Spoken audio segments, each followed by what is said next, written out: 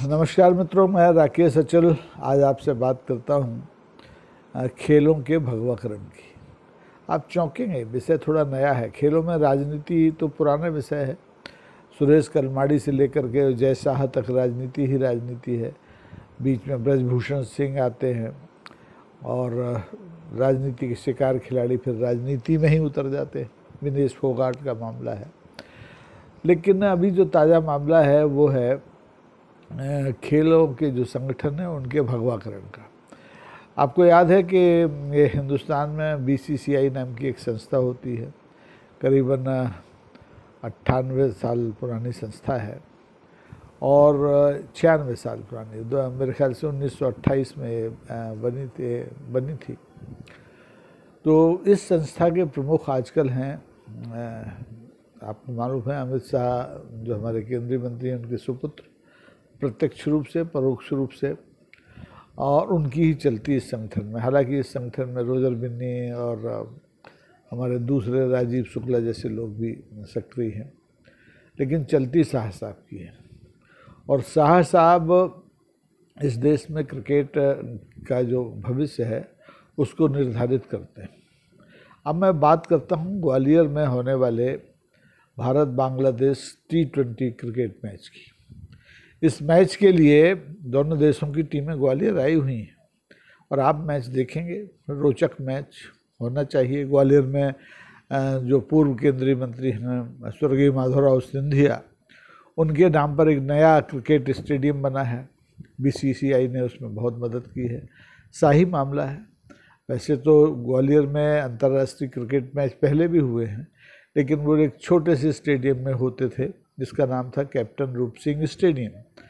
इस स्टेडियम पर भी जो ग्वालियर क्रिकेट डिविजनल एसोसिएशन है GDCA, उसका अभी भी प्रभुत्व है। नगर निगम की संपत्ति है, लेकिन GDCA उस पर काबिज है और नया स्टेडियम तो GDCA का है ही।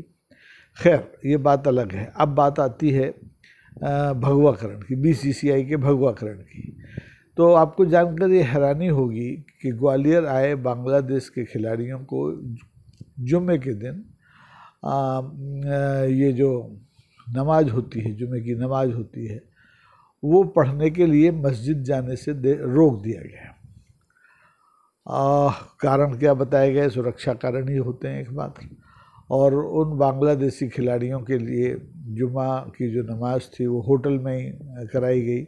शहर काजी को वहाँ बुला दिया गया, ये सब किया गया, लेकिन उन्हें मस्जिद नहीं जाने दिया गया। अब क्यों नहीं जाने दिया ये भगवान जाने।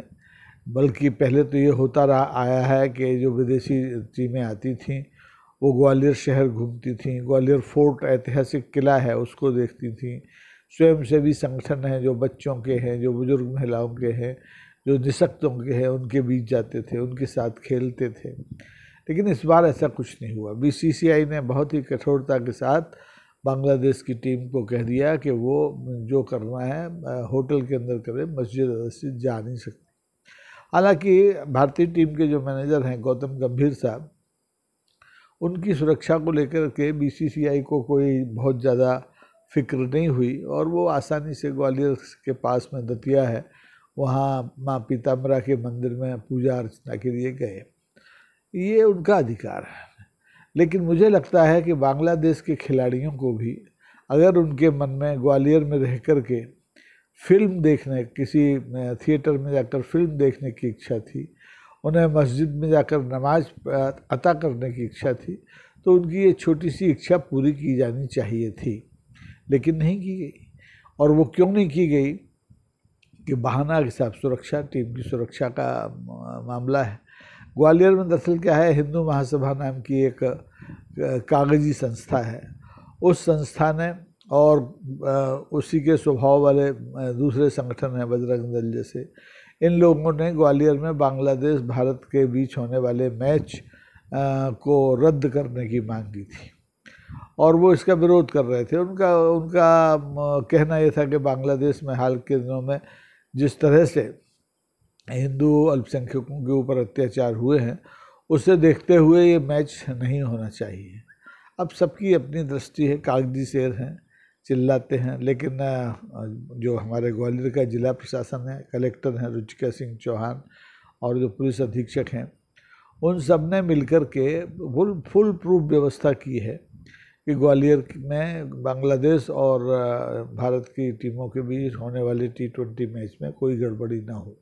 निषेधाज्ञा लागू हुई है, स्वाभाविक की जाती है, और इसलिए भी की गई कि इन जो कागजी शेर संगठन हैं, हिंदू महासभा, बजरंग दल आदि, इन लोगों ने मैच के दिन ग्वालियर बंद का आह्वान भी किया था।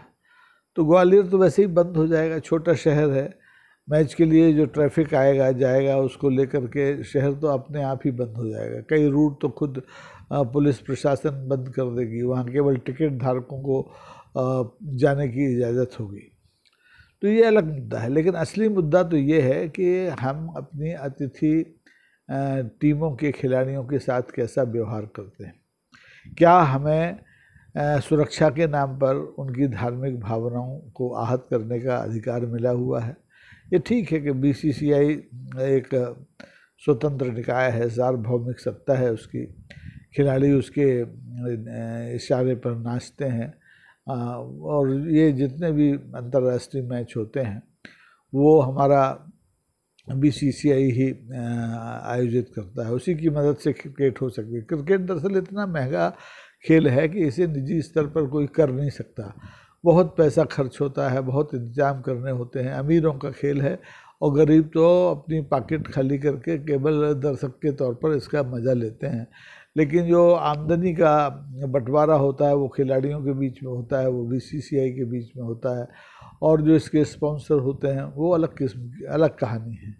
असली कहानी तो ये है कि बांग्लादेश के खिलाड़ियों को हमने ग्वालियर में नमाज अदा करने से मस्जिद में रोका, मस्जिद जाने से रोका। ऐसा मेरे ख्याल से दूसरे शहरों में नहीं हुआ। हाल में कानपुर में मैच हुआ है, वहाँ तो ऐसी कोई खबर आई नहीं, लेकिन ग्वालियर में आई। तो अब इसको हम क्या मानकर चलें? आप क्या मानकर चलते हैं? क्या ये ज़रूरी था या ये गैर ज़रूरी था? BCCI ने जानबूझकर जो काम हिंदू महासभा और बजरंग दल के लोग सड़कों पर आकर कर रहे हैं वो दिल्ली में बैठे बैठे कर दिया। उन्होंने बांग्लादेश के खिलाड़ियों को मस्जिद नहीं जाने दिया। इससे कोई पहाड़ तो नहीं टूटा, लेकिन एक गलत संदेश मेरे ख्याल से दुनिया भर में गया होगा कि भारत जैसा धर्मनिरपेक्ष संप्रभु राष्ट्र क्या एक छोटी सी टीम के खिलाड़ियों को इतनी सुरक्षा नहीं प्रदान कर सकता था कि वो जाकर के मस्जिद में नमाज अदा कर सकें या किसी थिएटर में जाके फिल्म देख सकें।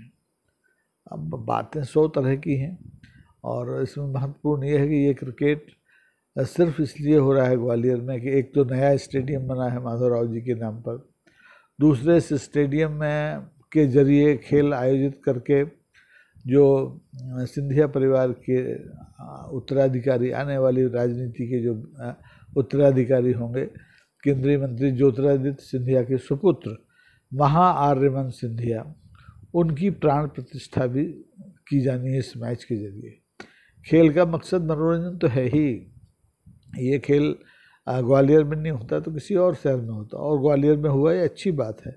लेकिन ग्वालियर में इस मैच के आयोजन के दौरान जिस तरह से BCCI ने और GDCA ने अतिथि टीम के साथ व्यवहार किया है, उसको देख करके मन खट्टा ज़रूर होता है, मन खराब ज़रूर होता है। और मुझे लगता है कि अगर BCCI ये ना भी करती तो भी उसका काम चल सकता था, और जो अतिथि हैं वो हो सकता है कि हमारा ग्वालियर का दुर्ग देखते, ग्वालियर की मोती मस्जिद देखते जो फूलबाग में, फूलबाग परिसर ग्वालियर में समरसता का प्रतीक है। यहाँ सिंधिया राजघराने ने ही एक ही कैंपस में मंदिर, मस्जिद, गिरजाघर, गुरुद्वारा, चारों धर्म की चीज़ें बना के दी हुई हैं, लेकिन आज इनका इस्तेमाल करना बड़ा कठिन हो गया है। बांग्लादेश के जो मुस्लिम खिलाड़ी हैं वो बेचारे इस मोती मस्जिद में नहीं जा पाए। अगर जाते, अगर किला देखते, फिल्म देखते, तो निश्चित तौर पर अपने देश जाकर के ग्वालियर की तारीफ़ करते हैं। लेकिन अब वो तारीफ़ करने के लिए ग्वालियर में कुछ ऐसा उन्होंने उनको दिया नहीं है जो वो अपने देश में जाकर के लोगों को सुनाएं। तो अब जो ठीक है, समर्थ को नहीं दोष गुसाई वाला मामला है। बीसीसीआई के हाथ को कोई रोक नहीं सकता, कोई पकड़ नहीं सकता। जीडीसीए के जो नेता हैं और एमपीसीसीए जो मध्य प्रदेश क्रिकेट एसोसिएशन है, एमपीसीए, उसके जो नेता हैं वो स्वयंभू हैं, बड़े परिवारों से हैं, चुनकर आते हैं हालांकि। तो ऐसे लोगों को रोकना बहुत कठिन काम है और मुझे नहीं लगता कि ये जो खट्टे अनुभव हैं बांग्लादेश के खिलाड़ी लेकर जा रहे हैं, ये ज़िंदगी में कभी भूल पाएंगे। मेरा तो अनुरोध सिर्फ यही है बीसीसीआई से कि वो एक ऐसी अंतर्राष्ट्रीय स्तर की संस्था है जिसका 200 करोड़ के आसपास का कारोबार साल का होता है, ढेरों टैक्स अदा करती है ये संस्था, उसको ये हिंदू मुसलमान नहीं करना चाहिए। इसके लिए तो हमारी राजनीतिक दल ही बहुत हैं, दूसरे जो संगठन हैं वो ही बहुत हैं। तो खेल को खेल की भावना से लिया जाता, अतिथि सत्कार किया जाता, उन्हें घुमाया फिराया जाता, फिल्में दिखाई जाती, किला दिखाया जाता, तो मज़ा आता, खिलाड़ियों को भी मज़ा आता, खेल प्रेमियों को भी मज़ा आता और बाकी सब लोगों को मज़ा आता। तो मज़ा तो अब भी आएगा, खेल जब होगा और दूधिया रोशनी में खेल होगा तो आप भी उसका मज़ा लीजिए, मैं भी लूँगा।